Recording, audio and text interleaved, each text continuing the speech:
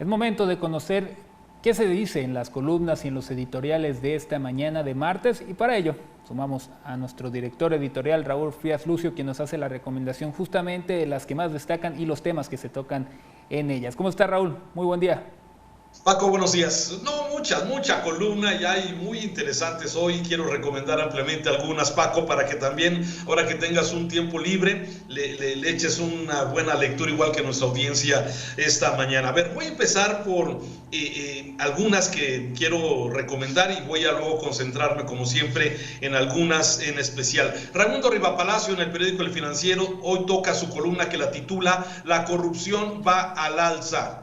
Hoy se puede afirmar que el presidente ha fracasado en su intento porque la calificación que dan sus gobernados a sus cruzadas es negativa. Interesante la columna de Raimundo Rivapalacio. Hoy también en su columna de Milenio, Jorge Cepeda habla de la vaca, así titula su columna, La Vaca. Y aquí se refiere a estos personajes que aparentemente el gobierno sabe bien quiénes son, dónde están, cómo actúan y son los responsables de esa masacre de Reynosa. Y aquí la pregunta es si el gobierno tiene toda la información de quiénes son, cómo actúan, quiénes son los aliados. ¿Por qué no se actúa? Es exactamente una pregunta que surge luego de leer la columna de Jorge Cepeda Patterson. También sobre el tema de Reynosa, bueno, hoy también destaca la columna de Héctor Aguilar Camín del periódico Milenio también, que dice masacres, el calentamiento de Reynosa. En fin, interesantes cada una de las columnas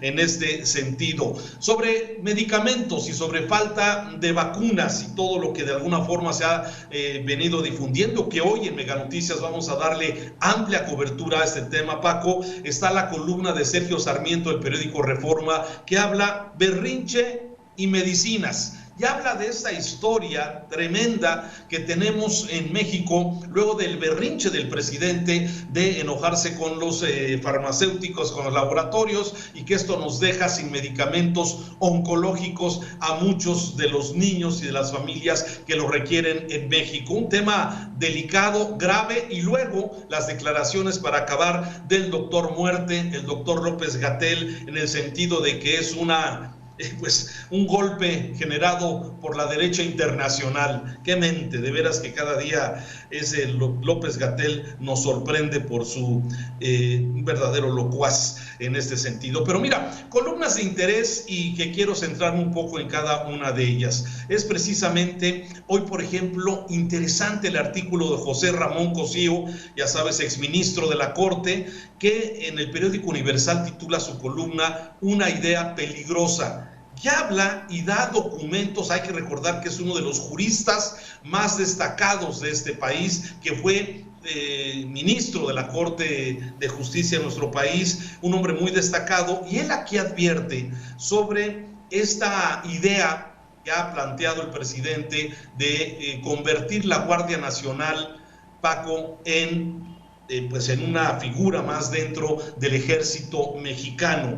Dice lo siguiente José Ramón Cosío: en recientes días el presidente López Obrador anunció su intención de proponer la modificación del texto constitucional para adscribir a la Guardia Nacional a la Secretaría de la Defensa Nacional. Ello dará lugar a equívocos jurídicos e institucionales y a graves consecuencias en la actual vida nacional, y sus efectos se continuarán dando tiempo después de la conclusión del sexenio. La Constitución dispone que en tiempos de paz los miembros de las Fuerzas Armadas solo pueden realizar funciones que guarden exacta conexión con la disciplina militar. Tan rotundo mandato ha sido desconocido por diversos presidentes y legislaturas. Ello, sin embargo, no puede ser obstáculo para que se siga obviando la norma. El hecho de que hoy directamente y sin mediación las Fuerzas Armadas realicen labores propias de cuerpos de seguridad obedece a la autorización que el Congreso de la Unión le dio al presidente en marzo del 2019 y el decreto que este emitió en mayo del 2020. Y así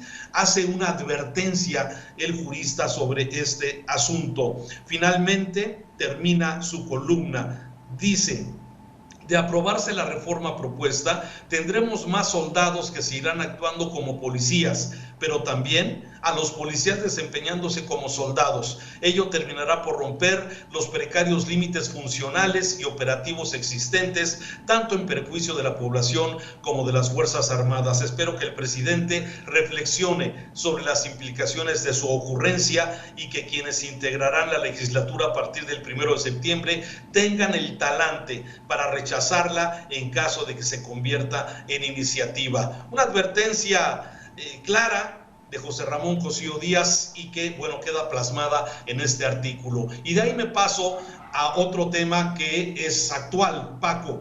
Dice Leo Zuckerman en su columna, ya es legal el consumo de la marihuana, pero, y aquí celebra el periodista que se haya de alguna forma, ya la Corte haya impedido que haya alguna obstrucción para el uso lúdico de la marihuana. Sin embargo, advierte el periodista, y me parece muy sensato lo que dice, es que no está regulado.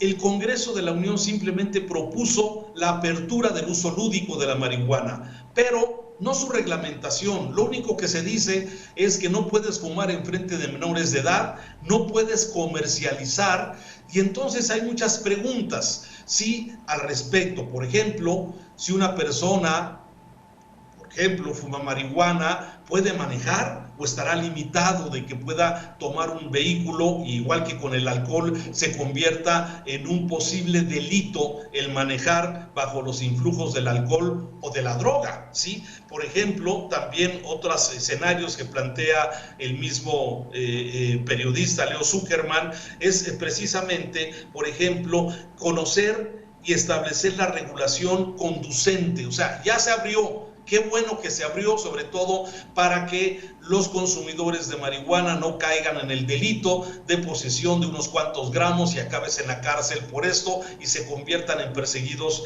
de la ley. Ahora hay que regular para que tenga claridad, no venderse o no consumir por parte de los menores de edad, como el alcohol de alguna forma, o como los cigarros, que están limitados a que su compra sea precisamente de menores de edad, o el tema de la comercialización. Si no se puede comercializar, entonces, ¿cómo se va a conseguir? De alguna forma hay algunas cosas que no están claras y por eso Leo Zuckerman pone el punto sobre la IES para que se regule, para que se haga, desde luego, pues toda la reglamentación correspondiente para su consumo. Y termino con una columna que me parece muy, muy adecuada, la que hoy plantea precisamente el señor Luis Carlos Ugalde en el periódico El Financiero. Está buena, Paco, te la recomiendo ampliamente. Dice López Obrador, dice el engaño de la consulta. El López Obrador, vociferante en sus conferencias mañaneras, se diluye frente a López Obrador timorato que se esconde detrás de una consulta frívola. Y es esta consulta que el 1 de agosto y ya está promoviendo el mismo gobierno y Morena especialmente para que se juzgue a quien viole la ley. Y el presidente le llama, malamente, juzgar a los expresidentes, ¿sí? Pero el tema es que la pregunta finalmente como quedó, no dice eso, la simplemente pregunta dice si se tiene que juzgar a quien violó la ley en el pasado.